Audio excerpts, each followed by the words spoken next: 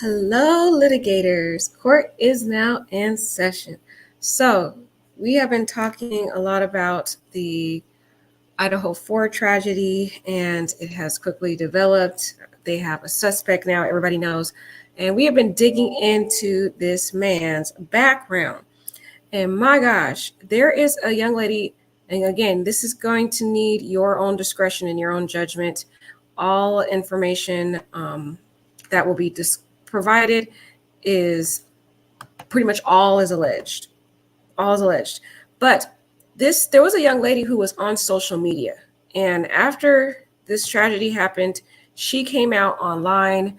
She was on a social media app and she was not afraid to identify who she is because she had her name and everything on there, claiming that she went on a Tinder date with him. So let's read what she said, y'all.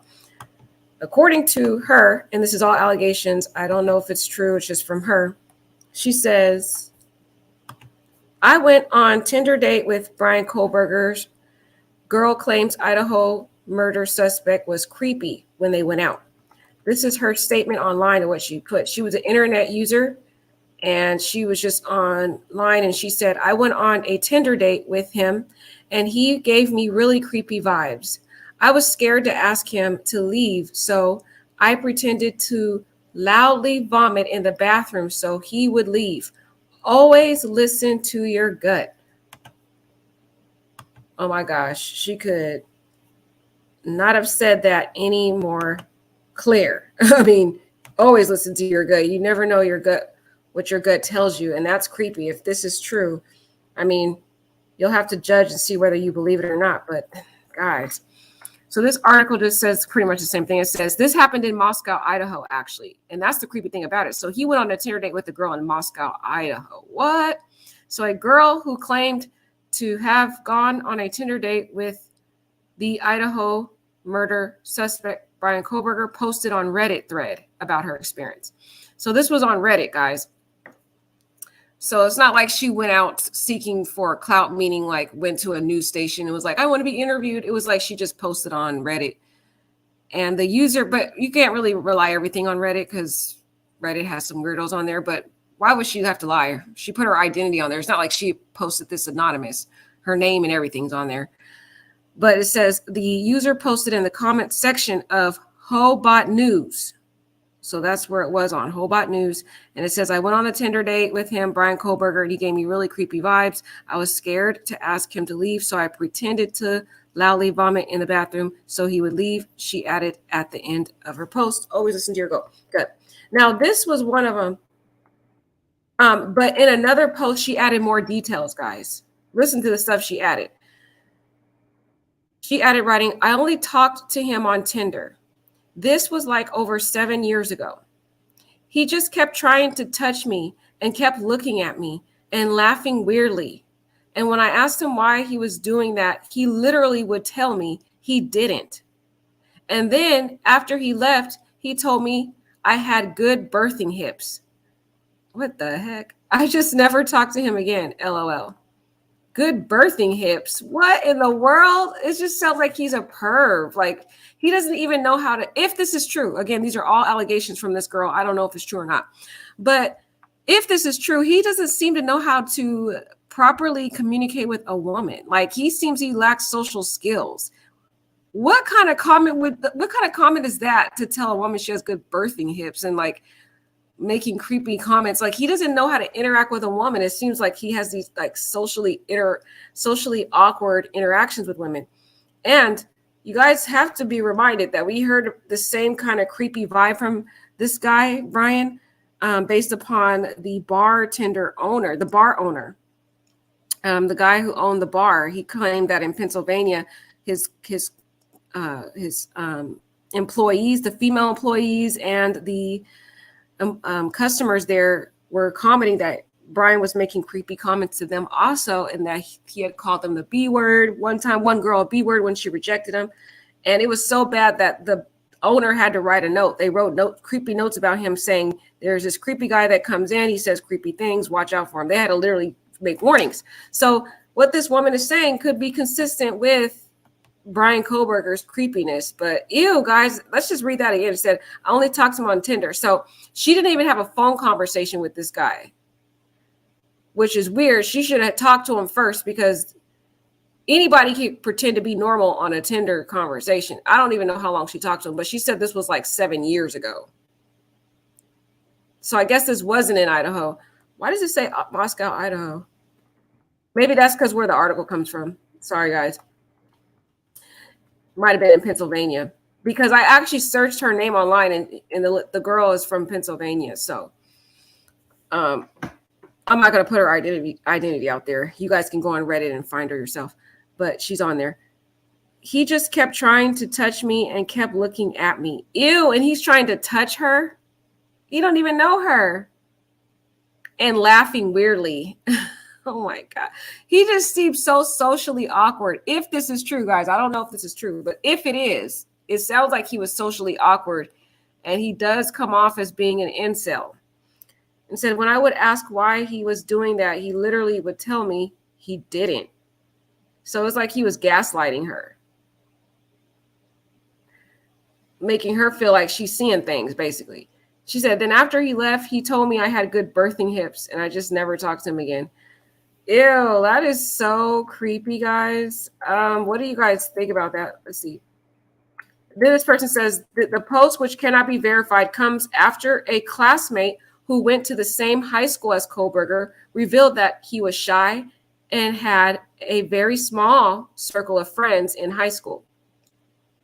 Which is interesting, because there was indications that he ended up losing those friends because they thought he was a bully. What is this stuff on the screen here? It's weird.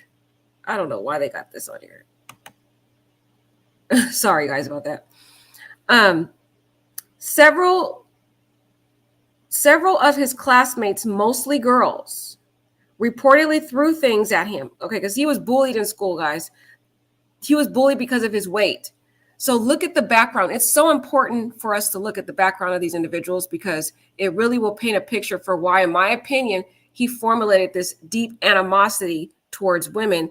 And it appears as though he stalked a woman in that house for the Idaho 4 victims, that either that pretty much emulated the type of woman he wanted, but women that would reject him, the typical women that would reject him, like women he was attracted to, but that would reject him. And so he harbored this animosity towards him, because look what happened in his past. If these are true allegations, it's saying, and I don't know if they're true, but the classmate also revealed that in their high school, other girls reportedly, they threw things at him. So they're bullying him. So that's where he harbored his hatred, allegedly. The classmate also revealed that in their high school, other girls reportedly called Kohberger a creep. And that's not something new, guys. The girls at the bar called him a creep too in Pennsylvania, allegedly. So we've got all these different women out here calling him the same thing, a creep. And he's making creepy comments. And now we're hearing about most girls reportedly throwing things at him. No wonder he had this hatred that he had been building up for years, because he had been repeatedly rejected by women. This guy couldn't get a girlfriend for anything, I tell you. Based upon the information we're hearing, guys, again, these are just from different witnesses. They said the classmates also revealed that in high school, the other girls reportedly called Kohberger a creep, didn't want to hang out with him. It said, I honestly think that's what led up to this, because he didn't get the proper help, and it was mainly females that bullied him, the classmate remarked to Fox News. Do you see this, guys? It was mainly females that bullied him.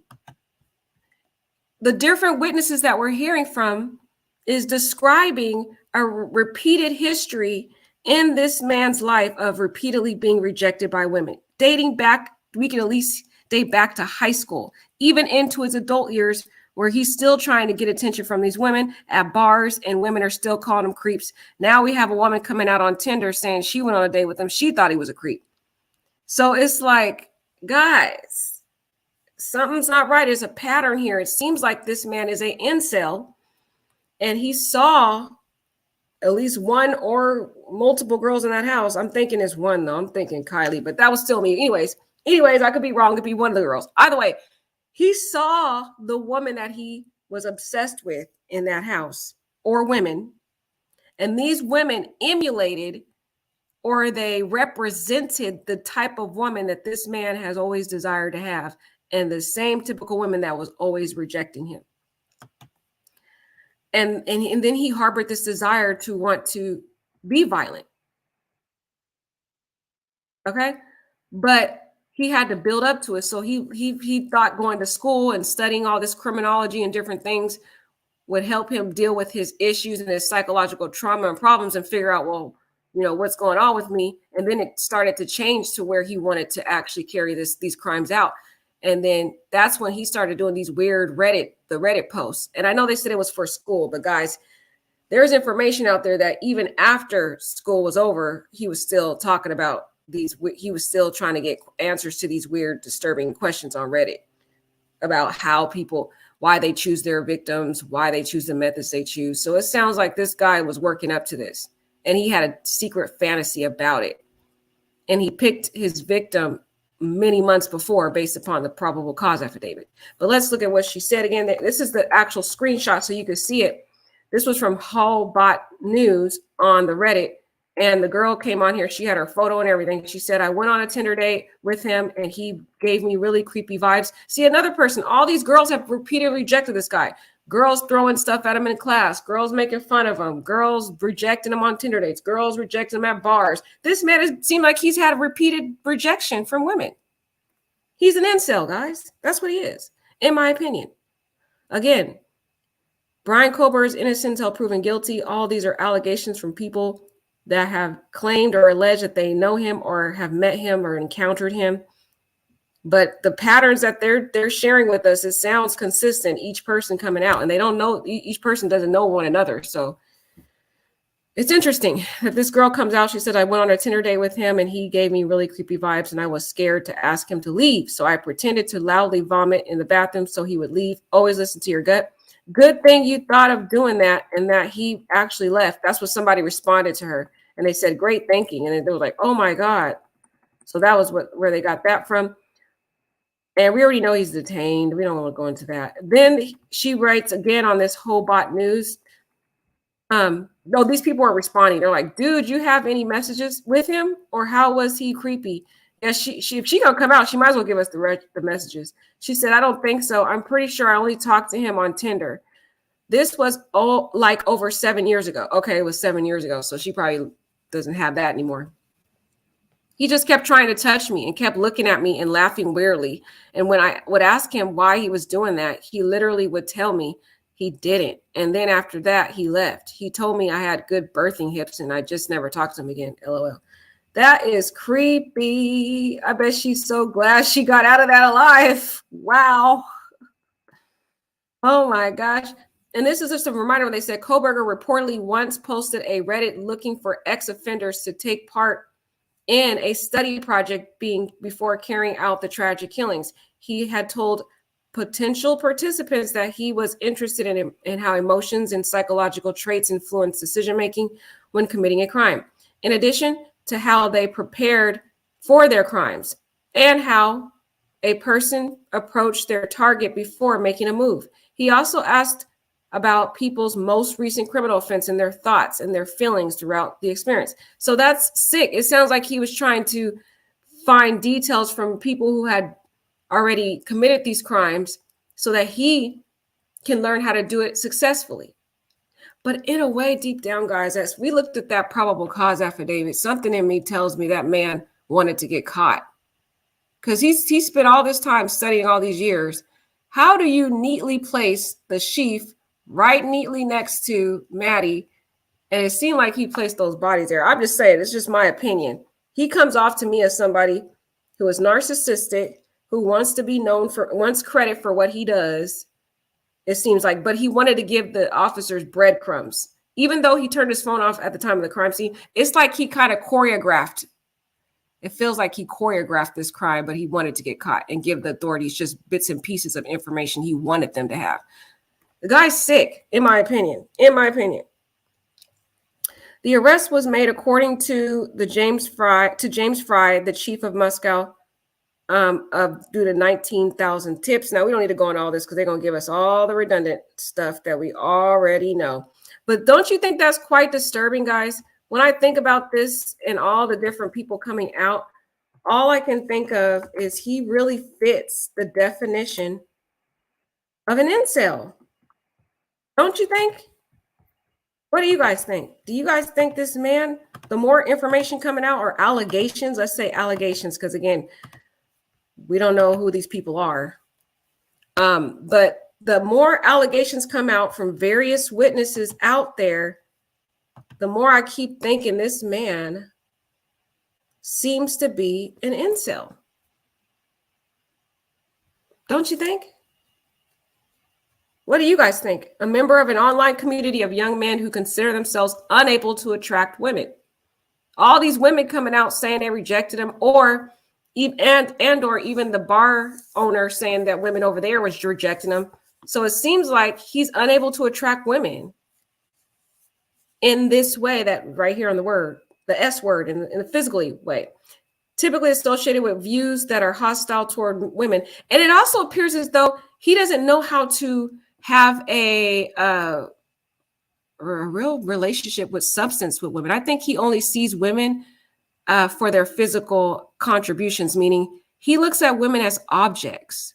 This guy I think he has some real deranged thoughts. Maybe he was dropped on his head when he was little, because I heard of some serial killers out there, how they were dropped and injured on their head. For example, BTK, when he was little, he was dropped on his head. He had a head injury.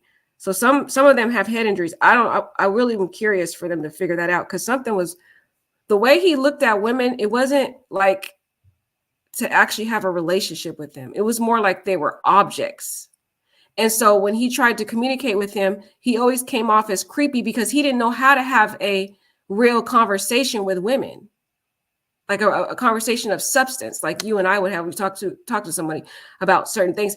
All he looked at them like as an object. For example, when he went on the Tinder date, if that is a true allegation she's saying, and I don't know, again, it's allegations that she's alleging, but what does she have to lose? She gave her identity. It's not like she was being anonymous about it.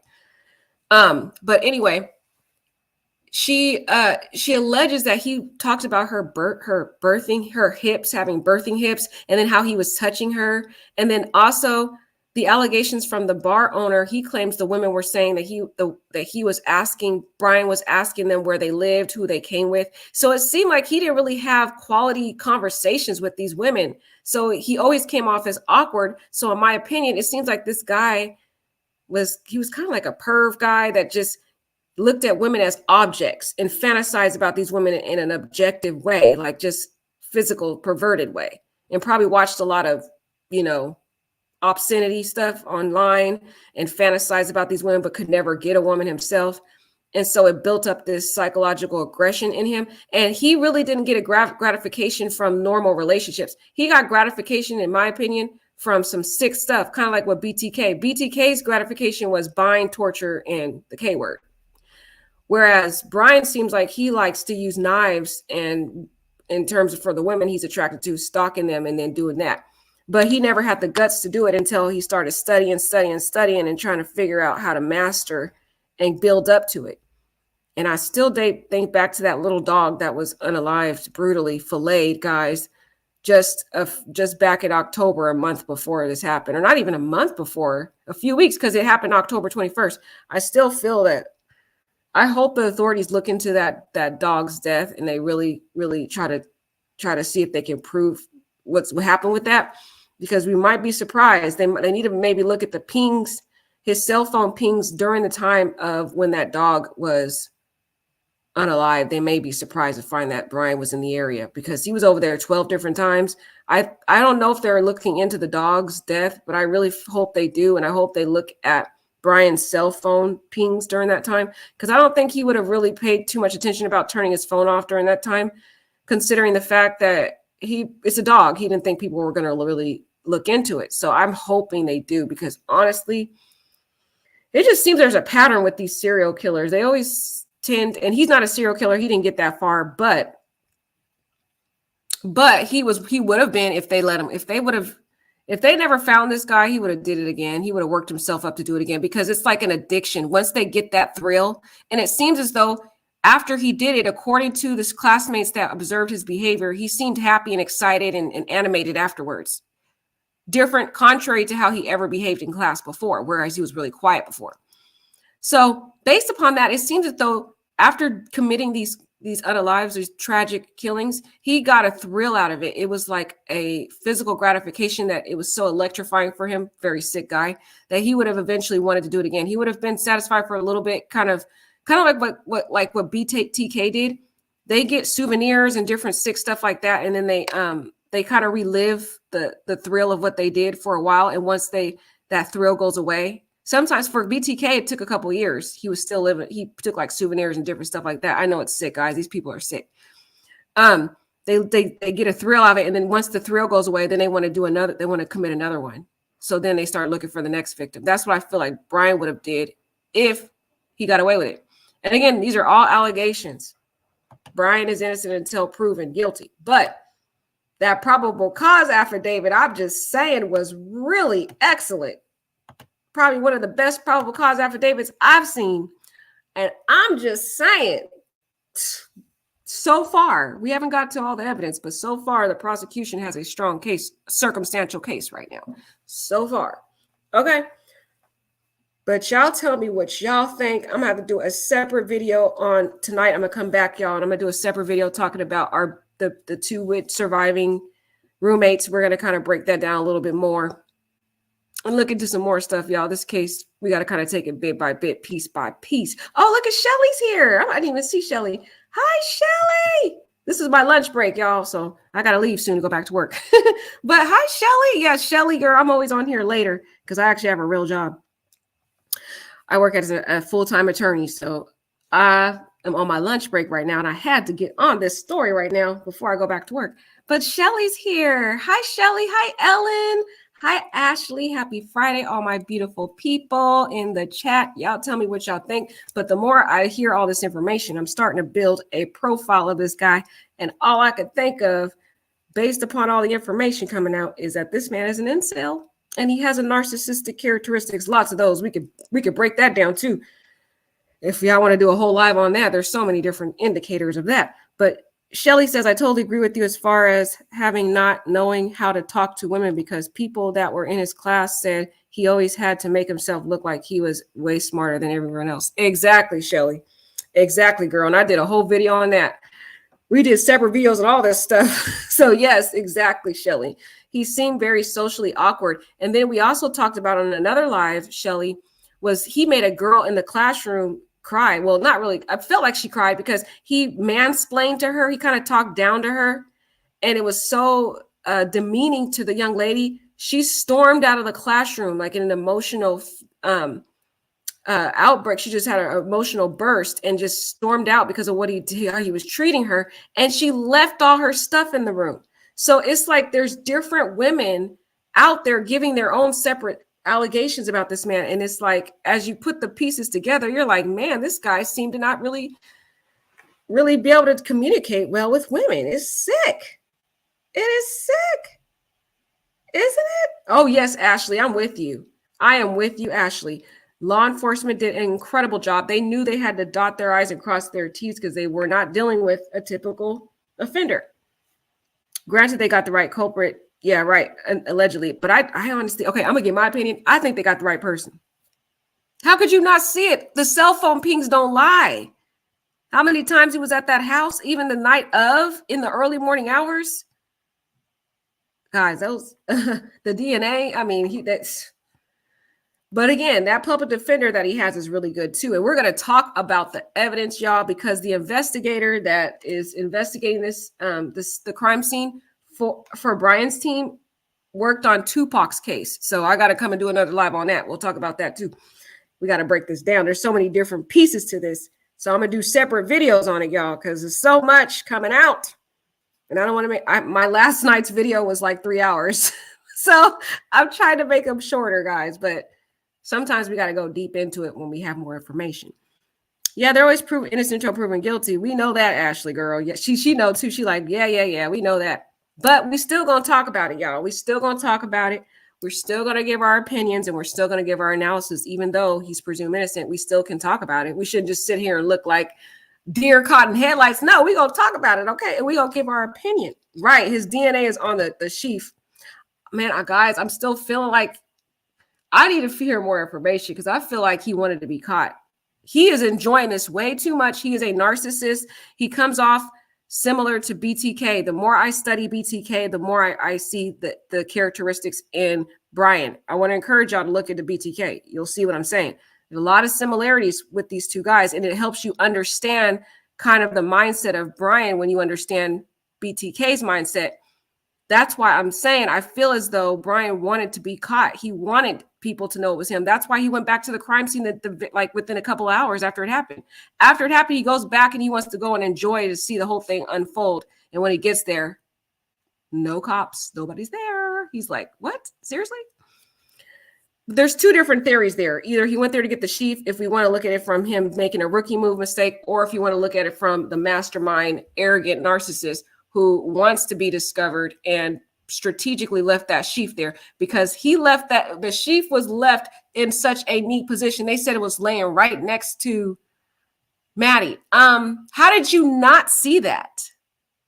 And considering the knife is sharp, it's like autopilot for a person to automatically want to put the knife back into the sheath, because if you put it in your pocket or anywhere, it's going to cut you. So that's why I'm like, I still got to think about that. I'm still stuck on whether he did it on purpose or rookie move. I'm still stuck on that part because I feel like in a way he wanted to be caught. He wanted to play around with these authorities, give them bits and pieces of evidence. And thinking about how arrogant he is, considering when he applied for that job, that law enforcement job, and he had the audacity to tell the police department, I'm going to teach you how to improve your review of technology. It sounds like he's arrogant, like he feels he's mentally above even the authorities, that he feels like authorities in rural communities don't know how to utilize technology and the technical evidence in criminal prosecutions. And so he wanted to help them. So it's like, he comes off as very arrogant. And so it seems as though I've had this one side of me that feels like he wanted to leave bits and pieces of evidence to try to play around with the authorities, because I don't know. We haven't heard all the DNA. If there's more DNA he left, then this guy was sloppy. But if that was the only DNA they could find, guys, this man was pristine, and he literally, either it was a rookie move or he purposely left that there because he's trying to play a game with the authorities. He's enjoying this way too much. When I saw that man's demeanor in the courtroom yesterday, I realized this man is loving every bit of this. And he is so excited. He's like, let's get it going. Let's get the ball rolling. It's as if he knows everything that's going on. And the attorney is just there. Like the defense attorney, she's just there. He didn't even look at her for any type of assistance. And I'm not used to that. I'm used to defendants looking lost. They'll look at their attorney and they'll just kind of wait for the attorney to give them some type of guidance. No, Bryan was like, I got this. I'm good. I'm ready to go. Let's get this ball rolling, because he already looked at that affidavit. It was like, okay, this is what they got. They figured out the pieces that I left for him. All right. Okay, let's go. Let's do this. Game on. The guy's sick. He loves the publicity. He loves the cameras on him. He loves everybody talking about him. This is what he wanted. He's been a loner his whole life. Look back at the probable cause affidavit. Every time these authorities and police stop him, he's always the solo occupant. He can't even get a friend. I'd be surprised if he has a friend as an adult. I haven't heard anybody come out recently and say they are his current friend. No one. The people that have come out are saying they were past friends and they didn't want to be his friend anymore because he was being a bully. So I'm waiting to hear anybody that has been his friend at Washington State University. I have yet to hear anyone come out and say they're his current friend. No one's come out to defend this guy except for his family. So there's something behind that, guys. You just got to look at some of the signs. And this guy, the more we hear about him, he comes off as incel, narcissist in a lot of ways, grandiose personality, and had very perverted mindset. And I really think that motive was based upon a perverted physical gratification and this whole mindset of him wanting to wreak revenge upon the very women who have repeatedly rejected him throughout his life. Y'all let me know what y'all think. I love y'all so much. Yeah, Jazzy said maybe he didn't see it. Girl, I'm sure the sheath was coated in blood. Okay, girl. But I'm pretty sure he had the light on in that room. He had time. He had 25 minutes in that house. That's a long time. It doesn't take that long. It doesn't take that long to unalive somebody. How does the sheaf lie neatly next to Maddie? I'm thinking if it was an accident, he's running out, right? It falls somewhere randomly, like on the floor, under the bed, on the stairs, randomly when he's coming downstairs.